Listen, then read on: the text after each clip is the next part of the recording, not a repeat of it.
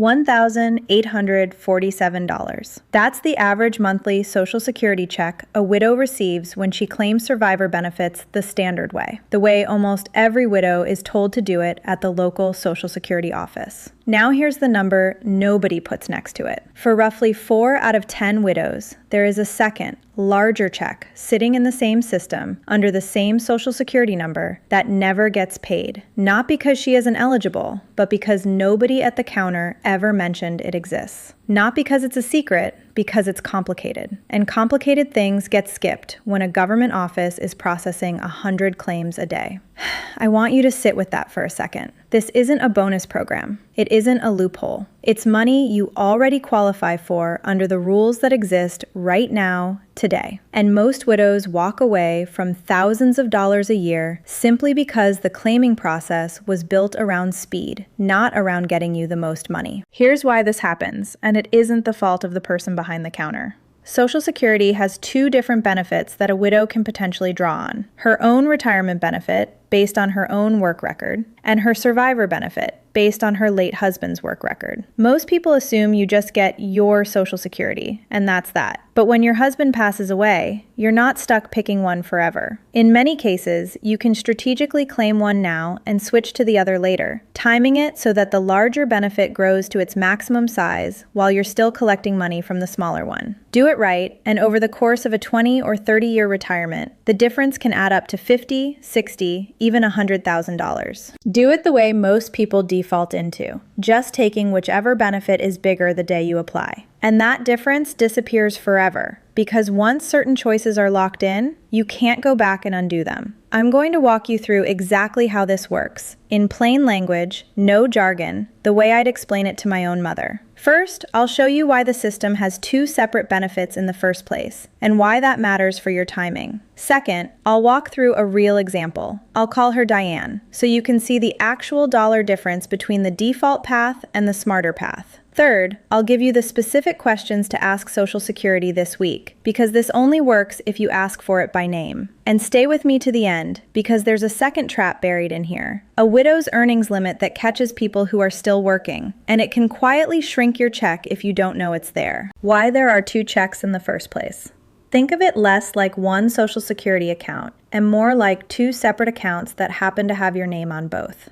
The first is your own retirement benefit, built from your own work history, your own earnings over the years, growing larger the longer you wait to claim it, all the way up to age 70. The second is your survivor benefit, built from your late husband's work history, available to you as early as age 60, though claiming it early permanently reduces the amount. Here's the part that almost nobody explains clearly. These 2 benefits grow on completely different clocks, and you're allowed, in many circumstances, to claim one while the other keeps growing untouched in the background. A widow can claim her survivor benefit first, starting as early as 60, live on that income for years, and let her own retirement benefit keep quietly growing every single year she delays it, growing by roughly 7 to 8% annually, the way retirement benefits do. Then, once her own benefit has grown as large as it's going to get, typically at 70, she switches over to that one instead. Or she can run it in the other order, depending on which benefit is naturally larger and which one benefits more from waiting. This is sometimes called a switching strategy, and Social Security representatives are not required to walk you through it.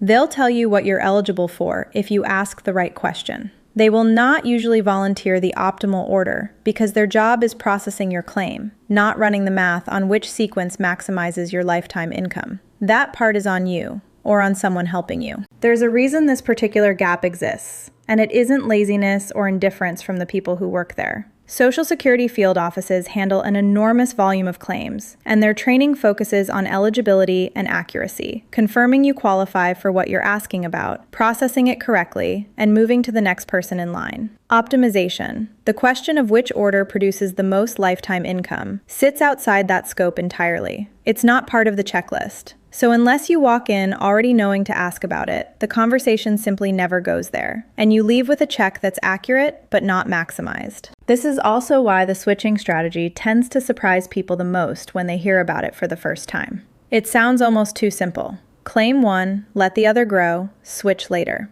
But the reason it isn't common knowledge is that it depends on details specific to your situation, your age, your husband's earnings record, your own earnings record, and which benefit is naturally larger, so there's no single script that applies to every widow the same way. That complexity is exactly why it gets skipped in a 15-minute counter appointment, and exactly why it's worth a slower, separate conversation before you file anything. Diane's story. Let me put real numbers on this so it stops being an abstract idea and starts being something you can picture doing yourself. Diane was 62 when her husband passed away after 31 years of marriage. She'd worked her whole life too, part-time for years while raising their kids, then full-time for the last 2 decades at a school district. When she went into her local Social Security office a few months after the funeral, she did what most widows do. She asked what she was owed. And the representative looked at both her numbers, her own retirement benefit and her survivor benefit, and told her the survivor benefit was larger. So she started collecting it immediately, at 62, and that was that. Her check landed around $1,900 a month, and she moved on with her life, grateful to have the income sorted. At the time, it felt like the right decision, even the responsible one. Diane wasn't careless with money. She'd raised 3 kids on a careful budget. She'd paid off the house early. She read every letter Social Security sent her twice before filing it away. The problem wasn't her diligence. It was that the question she needed to ask didn't occur to her, because nothing in the process suggested there was a second question to ask. The representative wasn't wrong about anything he told her. He simply answered the question she brought in with her, not the one she didn't know existed. What nobody explained to Diane was that her own retirement benefit, if she'd left it alone and let it grow instead of touching it, would have kept climbing every year until she turned 70, because she hadn't claimed it yet, and unclaimed retirement benefits earn delayed credits. Because Diane claimed her survivor benefit at 62 instead, and because the rules around switching depend on which one you take first and when, she permanently locked herself out of the larger version her own record could have produced. Over what turned out to be a 26-year retirement, that one decision, made in a 15-minute conversation at a counter, cost her family an estimated $71,000 in lifetime benefits, money that was legally hers, sitting in a claiming strategy nobody laid out for her as an option. Now picture the version where Diane had asked a different question. Same widow, same husband's earnings record, same age at his passing. If she'd claimed only the survivor benefit at 62 and left her own retirement benefit completely untouched, then switched over to her own benefit at 70 once it had maximized, her lifetime total would have landed closer to $1,780,000 instead of $1,709,000 over that same 26 years. The exact figures depend on her specific earnings history, but the gap between the two paths, claim and forget versus claim and switch, is where that $71,000 lives. Same woman, same eligibility.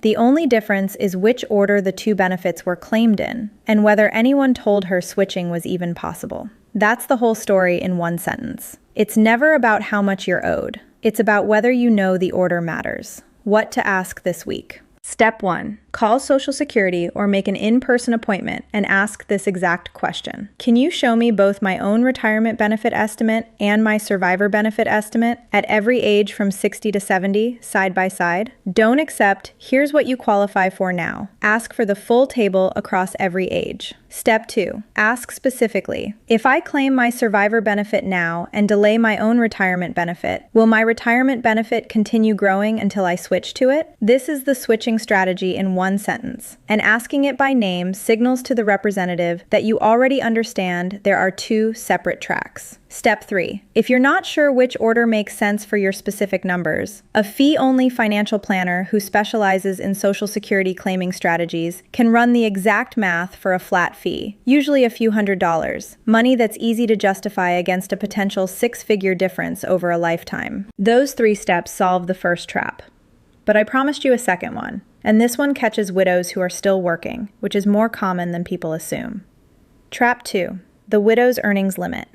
If you're a widow under your full retirement age and you're still working while collecting survivor benefits, Social Security applies an earnings limit, and it's easy to trip without realizing it. For every $2 you earn above a certain annual threshold, roughly $23,000 for 2026, Social Security withholds $1 from your benefit. not permanently lost technically. It gets credited back later through a recalculation once you hit full retirement age. But in the meantime, your monthly check can shrink dramatically, sometimes down to nothing, if your earnings are high enough. This surprises widows more than any other rule because it feels like a penalty for working, even though the money technically comes back eventually. What it actually catches people off guard on is timing. A widow who picks up extra hours the same year she starts collecting survivor benefits can watch her check disappear for months without understanding why, at the exact time she assumed the income was locked in and predictable. Here's a version of how this plays out. A widow in her early 60s takes on a part-time bookkeeping job to fill her days and add a little cushion to her budget, on top of her survivor benefit. She doesn't think of it as a financial decision that touches her Social Security at all. To her, it's just extra income from a separate source. But because she's under full retirement age and collecting survivor benefits at the same time, Social Security starts counting every dollar she earns above the threshold against her check. By mid-year, her deposit has shrunk by several $100s a month, and she has no idea why until she calls to ask. Nothing was done wrong. Nobody flagged it as a mistake. It's simply a rule that operates quietly in the background until it shows up in a smaller deposit. The fix here isn't complicated once you know it exists. If you're still working and considering survivor benefits before your full retirement age, ask Social Security directly what your estimated annual earnings will do to your specific benefit amount before you file, not after. It takes one phone call to avoid a surprise that otherwise shows up as a much smaller deposit than you expected. And if you're already collecting and already noticing a smaller check than you budgeted for, ask specifically whether the earnings limit is the cause. It's a fixable, explainable gap, not a mistake on your part. And the money withheld does get factored back into your benefit calculation once you reach full retirement age. Before you go, I want to be honest about something here. Everything I've walked through is general education based on how Social Security's rules currently work, not a personalized recommendation for your situation, your specific numbers, your husband's earnings record, and your own work history all change the math, sometimes significantly. Social Security's own representatives can confirm your specific benefit amounts, and a Social Security-focused financial planner can run the full comparison if the numbers are close enough that the decision matters. But here's what stays true no matter what your specific numbers turn out to be. You are allowed to ask for both benefit estimates side by side. You are allowed to ask about the switching strategy by name, and you are allowed to take your time before locking in a claiming decision that, in some cases, cannot be undone once it's made. If this helped you, do 3 things. Like this video so it reaches more widows who are sitting exactly where Diane was. Subscribe because next week I'm covering the safe deposit box trap that catches even families who did everything else right. And in the comments, tell me your age when your husband passed or your current age if you're planning ahead. I read every single comment, and the questions that come up most often become next week's video. If you've already claimed and you're wondering whether the switching strategy is still available to you, ask that specifically. Some paths stay open longer than people assume, and I'd rather you ask the question than quietly wonder. You've already been through enough without the system keeping this from you too. Go ask for the numbers this week.